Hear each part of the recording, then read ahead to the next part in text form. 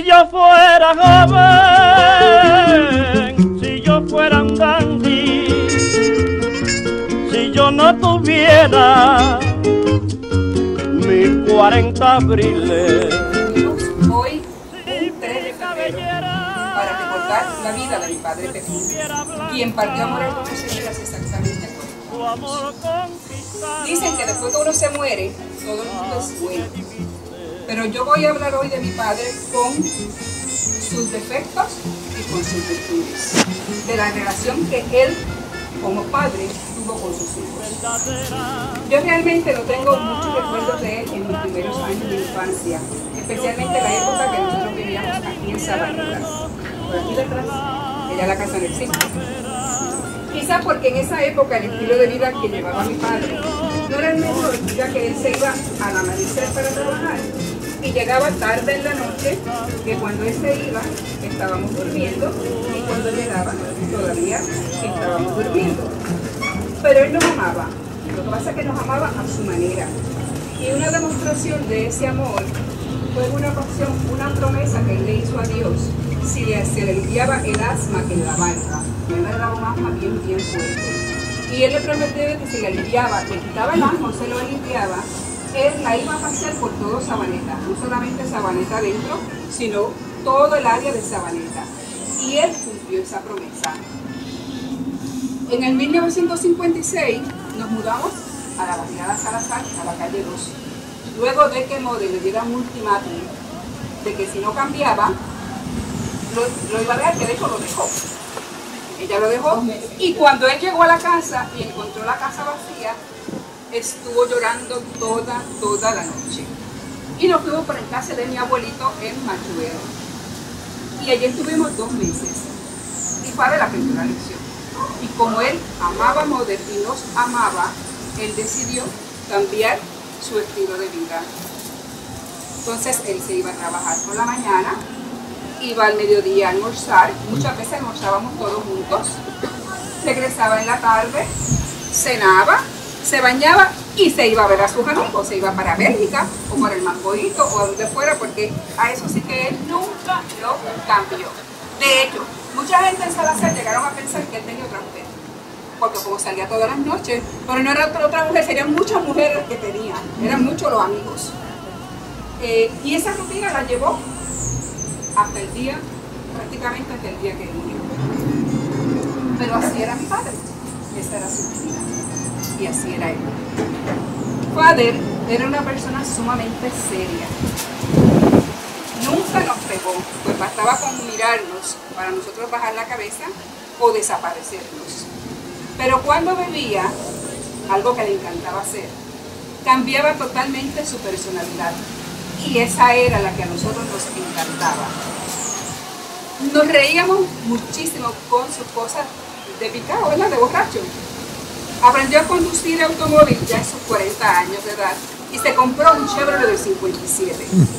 Y nos comenzó a llevar a pasear, aunque fueran paseos cortos por Guanadía. Salíamos con él en los días especiales, como los días de Navidad. Lo único que cuando salíamos por esos días, ya él estaba bebido. Él siempre guió despacio, pero cuando bebía, guiaba todavía más despacio. Y él lento. Y cuando salíamos de la calle 2, que dábamos la vuelta por la calle número 1, empezaba a llevarse todos los drones de la basura. Y para nosotros eso era un chiste. Y nosotros le decíamos, padre, tú vas bien. Lo que pasa es que los drones los pusieron en el medio de la calle. Y él lo que hacía era que se reía, nos miraba y decía, sanano, palabras favoritas de él. Fueron muchas las ocasiones que estuvo a punto de llevarse una de las escaleras de las casas que quedaban hacia la calle. Así era mi padre. Fuimos una familia pobre, pero como pobres nunca nos faltó algo. Siempre tuvimos comida, ropa, zapatos y hasta dinero para ir al cine. Recuerdo que cuando llegaba el 24 de diciembre, y me parece verlo llegar como si fuese ayer, él llegaba de la plaza del mercado con unos bultos de papel que habían antes, con gancho de metal, repletos de dulces, nueces, avellanas, pasas, turrones, higos, dátiles, manzanas, uvas y por supuesto 1 litro de Don Q y 1 de harina. Nunca nos quedamos sin juguetes, de los juguetes que nos traían los Reyes Magos. Así era mi padre. Muy pocas veces lo vi asistir a la iglesia. Sin embargo, para mí, él era un samaritano. Madrugaba de lunes a viernes para trabajar. El sábado podía quedarse descansando, pero no era así. Se levantaba igual de temprano para ir a darle una mano a Sorisolina Ferré cuando ésta comenzó su proyecto en la playa. Fueron muchos los sábados que trabajaba hasta las 2 y hasta las 3 de la tarde de forma voluntaria. O iba a la casa de algún primo o amigo para arreglarle una puerta o una pared. Y eso ellos pueden dar testimonio. Y todo esto lo hacía sin cobrar un centavo. Así era mi padre. Detrás de esa coraza de hombre serio se escondía un sentimental. Lo vimos llorar cuando le fueron a avisar que a su sobrino mayor, a Junior, un camión lo había atropellado y lo había tirado sobre las vigas del antiguo puente del río Bucaná. Lo vimos llorar un 5 de octubre cuando llegó de trabajar y Model le dijo que su primo hermano Herminio había fallecido. Lo vimos como se sentó en la escalera de la parte de atrás de la casa y comenzó a llorar. Lo vimos llorar ese 31 de diciembre de ese mismo año, que no esperó el año en ningún lugar. Llegó temprano, se encerró en su cuarto y comenzó a llorar recordando a Herminio y al hermano de Herminio que un mes después había tenido un accidente y estaba parapléjico. Lloró ante el féretro de su concuñado, tío Ángel, quienes muchísimos años atrás habían tenido una pequeña diferencia. Pero aún así, mi padre apoyó la funeraria y delante del féretro lloró. Así era mi padre. Amó a mi madre. No era hombre de estar alabándola o de estar demostrándole cariño delante de la gente, pero la amaba con toda su alma y se lo demostró con sus acciones. Y un ejemplo de esto es una anécdota que ocurrió en el 1978. Eva se casó en un 18 de mayo de ese año. Y una semana después, Model se entera que su sobrina, hermana, porque era sobrina pero era como hermana de Model, Judy, se estaba muriendo en Nueva York. Algo que Judy había ocultado porque no quería empañar la boda de ella.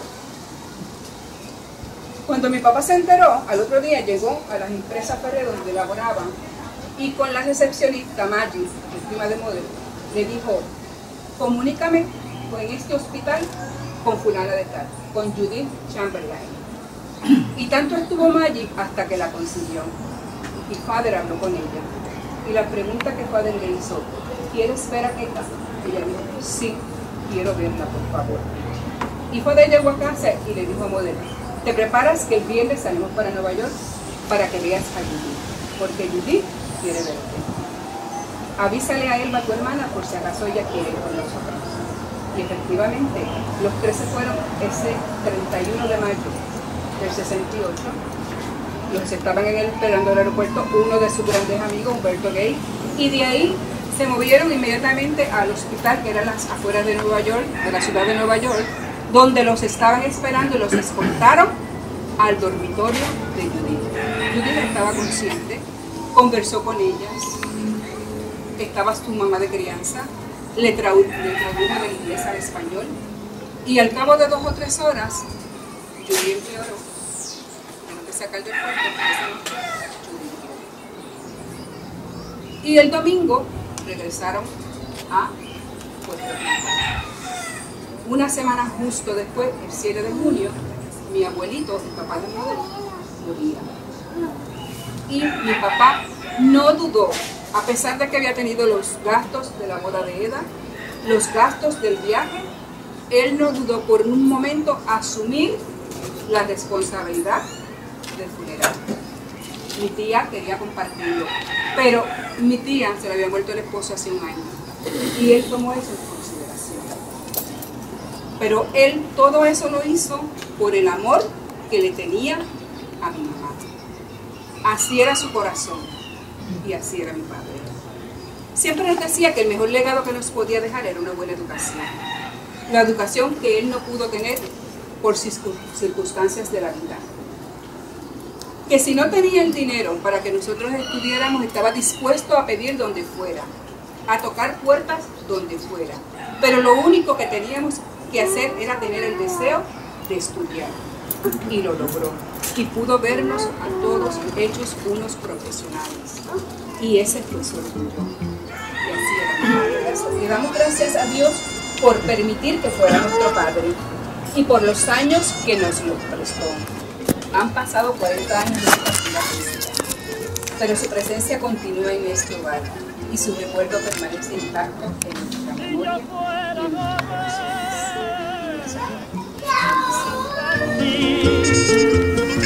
Si yo no tuviera de mi tío Pepín, una vez que se fue con 2 amigos para Nueva York, y Rebeca le tenía una olla llena de pollo guisado, un sancocho, no sé yo qué, y no llegaba. Y Rebeca llorando frente a la olla de sancocho, se la comió toda se la comió. Que no va a comer nada de esto. Pero eso es todo, ¿verdad? ¿Y por qué fue que no llegó? Se emborracharon por ella. Porque uno de los amigos que estaba con él se emborrachó y no lo dejaron subir al avión. Y él dijo, no, yo no puedo, no podemos dejarlo. Y entonces, pues yo, bueno. Mi papá estuvo conmigo todo el día, porque mi papá siempre tuvo sus ahorros.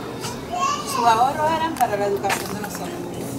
Siempre nosotros estábamos seguros que el dinero aparecía, todo lo que era libro, etc. Y ese día, él, por si acaso faltaba algo para la matrícula, él se dejó a trabajar todo el día al lado. Y eso pues, para mí fue muy importante. Luego, cuando teníamos un perrito que todo el mundo quería, se llama Hockey. Hockey murió de cáncer en la garganta. Y la gente se paraba preguntando cómo seguía Hockey. La gente de la calle. Del barrio, de la calle. ¿Cómo está Hockey? Porque Hockey era un perro bien querido, mucho carisma. Y cuando Hockey murió, se enterró en el patio. Padre iba todos los días, cuando llegaba de trabajar, a llorar donde Hockey estaba enterrado. Que llegó un momento que nosotros nos preocupamos. O sea, mira, lo queríamos un perro, ya murió. O sea, para que él saliera como de esa depresión o esa melancolía que él cayó. Irónicamente, 2 o 3 años después, padre muere de cáncer de la garganta, de lo mismo que murió Hockey. Digo, mi papá siempre fue un excelente proveedor. Nosotros estrenábamos trajes para Nochebuena, para Navidad, para Año Nuevo, y gracias también al reconocido de Model, por supuesto. Pero siempre estábamos bien puestecitas. Ay, Titilu, que nos cosimos trajes, lo más bonito siempre también. Pero siempre estábamos bien puestecitas, bien, o sea, de verdad que nunca nos faltó nada. Lo único que yo no entiendo, y yo no estoy cuestionando a Dios, dice Padre nuestro, hágase tu voluntad. Nosotros tenemos que respetar la voluntad de nuestro Padre. Pero a veces acontecen cosas que nosotros no las entendemos y decimos, mira, aquí hay una causa detrás de esto. Las cosas no vienen por casualidad, sino por causalidad. Y eventualmente vemos por qué sucedió. En este caso nunca lo entendí. No le cuestiono a Dios, pero nunca lo entendí. Porque mi papá se fue a los 50 años, cuando de verdad todavía nosotros lo necesitábamos. Fue la voluntad de Dios, nosotros respetamos esa voluntad y sé que en el argot de los cristianos, esto se adelantó a nosotros, se adelantó a los presentes. Y yo tengo la esperanza que en un momento dado vamos a estar todos juntos allá, donde se encuentra en este momento. Mi papá era fanático del equipo de pelota de Ponce, fanático número 1. Que lo seguía a todos los parques de la isla. Los domingos ellos se iban a Arecibo, a San Juan, a Mayagüez. Mi hermano siempre ha sido más fanático, que cuando su equipo perdía, estaba perdiendo, se molestaba y empezaba a decir muchísimas malas palabras. Hacía 20 años que Ponce no ganaba un campeonato y llegó a la final. Y esa noche fue el juego decisivo. Y mi padre se fue para el juego de pelota y mi hermano se tuvo que quedar en casa porque tenía escuela el otro día. Yo recuerdo que por allí todo el mundo estaba escuchando el juego de pelota. Y el equipo de Ponce jugó fatal esa noche. Hizo una jugada tan y tan mala que como 5 casas después de nosotros vivían los Caraballos, pariente de ella, y escuchamos clarito en casa cuando hubo esa mala jugada y allí alguien gritó, ¡se jodió el juego! Y el juego se jodió y Ponce perdió. Y mi hermano empezó a decir sus chorros, su vocabulario, ¿verdad? Mala palabra. Molesta porque Ponce había perdido. Y Mother empieza, ustedes no son fanáticos. Ustedes no son como su papá. Su papá sí que es un fanático. Ese sí que sigue el equipo donde sea, aunque pierda, él está ahí presente. Ese sí que no se enfogona por nada. Tienen que aprender de su papá. Mi papá llegó y Hoggy, el perro que ella mencionó, rápido fue a recibirlo. Y seguida que mi papá lo veía, pues eso era hacerle gracia, ¿verdad? Pero esa noche no. Cuando el perro se le acercó, mi papá hizo, ¡vete para allá! ¡Charra! ¡Puerca! Y nosotros miramos a Amor y dijimos, adiós. ¿Y qué pasa con el fanático? Y como eran 20 años que hacía que no grababa, empezó a decirle, a cantarle que 20 años no es nada. Eso a mí nunca se vuelve, nunca. Los que no me conocen, pues soy Manolo, Mi hijo mayor. exacto, hijo de Raquel, nieto de Pepín. Y a menos que Joel no vaya a decir unas palabras, pues me tomó la libertad de hablar en nombre de todos los nietos de Pepín. Es increíble cómo una persona que uno nunca conoció haya tenido de alguna manera, ¿verdad? Que uno no puede explicar impacto en la vida de las personas, ¿verdad? Nosotros crecimos con una admiración, yo me atrevo, ¿verdad? Con toda libertad a hablar en nombre de todos los primos, de todos mis primos y mis primas, de que crecimos como que con esta admiración por nuestro abuelo. Y hablábamos y escuchábamos, ¿verdad?, del abuelo Pepín, y que si el abuelo Pepín, y era como que esta figura mística que había, ¿verdad?, que siempre ha habido en esta familia. Y sin duda alguna, ¿verdad?, yo creo que, aunque él nunca estuvo físicamente, nunca lo conocimos, ¿verdad?, yo, la nieta mayor de él, 38 años, yo soy el segundo, 38 años, y así sucesivamente. Nacemos más o menos 2 años después que él muere. Pero por alguna razón que no se puede explicar, yo creo que crecimos con esa memoria de él. Y yo creo que eso se debe, ¿verdad? Sí hay una explicación, y se debe a cómo la familia a través de él mantuvo la memoria viva de lo que fue Pepín. Yo creo que esa es la enseñanza que hay detrás de todo esto. Y yo creo que valida el impacto que tuvo Pepín en la vida de sus seres queridos, que 40 años después de su muerte todavía muchos están recordando. Yo creo que eso es el homenaje más grande que se le puede hacer a algún ser humano, y es recordarlo, ¿verdad?, de que fue que pasa mejor vida. Y ese es el legado, y es el legado que continúa. Yo creo que sin haberlo conocido, vimos a nuestro abuelo en la vida de nuestra abuela, en la vida de su hermana, de Litilú, y en la vida de sus hijas y sus hijos. Siempre estuvo presente ese legado de nuestro abuelo en la vida de sus nietos. Y somos el legado de él, y lo vamos a continuar, y a honra será así. Así que eso sería todo. No decíamos nada, y cogíamos chavos casi todos los días, cogíamos chavos de 80, decíamos, empezaba, no, al principio no nos decía nada, pero después se dio cuenta de que le cogíamos chavos, entonces empezó a decir, empezamos a decírselo, no, entonces había un Bueno, cuando necesitaba chavo, se metía al cuarto y padre estaba durmiendo, y entonces ella venía calladita la boca y le sacaba la guardia del pantalón y le sacaba chavo, y venía y se lo guardaba otra vez. Y ese día ella va a buscar chavo y empieza a buscar la wallet y empieza a buscar y no aparece la wallet. Cuando me miro así, mi padre estaba acostado con la wallet en la mano. Aquí uno tiene que dormir con los ojos abiertos porque lleva todo que no quiere. O sea, queríamos asustarlo con una pistola de fulminante que teníamos, pero él supuestamente estaba dormido. Entonces íbamos y yo la disparaba, la primera pistola no sonaba. Y yo inmediatamente iba al cuarto, empezaba a hablar con la pistola. Y dice, ahora va a sonar, y vamos otra vez, íbamos, y no sonaba nada. Y ay, Dios mío, a lo último ya Pepi estaba cansado, y a lo último dice, bien, ya juego con la trapa pistola esa, ya que acaba de funcionar la pistola esa. Queríamos que era alguien que estaba robando en la cocina y oíamos el ruido y ay Dios mío, pero mira Pepín, ahí hay una persona robando, pero que yo voy a hacer, y entonces volví otra vez y hacíamos ruido para que el perro aullara y nada, y entonces volvíamos otra vez. ¿Cómo es que se llama el perro? Tuni. Y entonces a lo último pues, empezamos también a decir Tuni, y sale el perro. Mira el perro todo. El que estaba en la cocina del perro. El que estaba en la cocina del perro. Jack vino de visita a Ponce y entonces padre estaba en el cuarto y yo no sé dónde yo estaba con Jack, pero padre estaba en el cuarto y se tiró un peo. Y madre le dijo, Pim, que está ahí Jack. Y él dijo, no sabe español.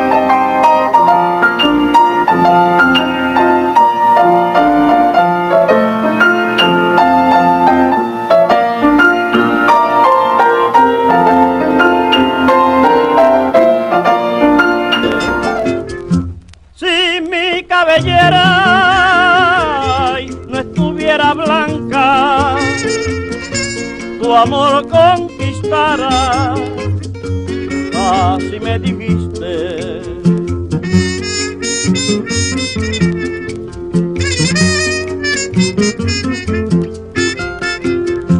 Son muy verdaderas todas tus razones. Yo soy el invierno, tú la primavera, pero no me cambio por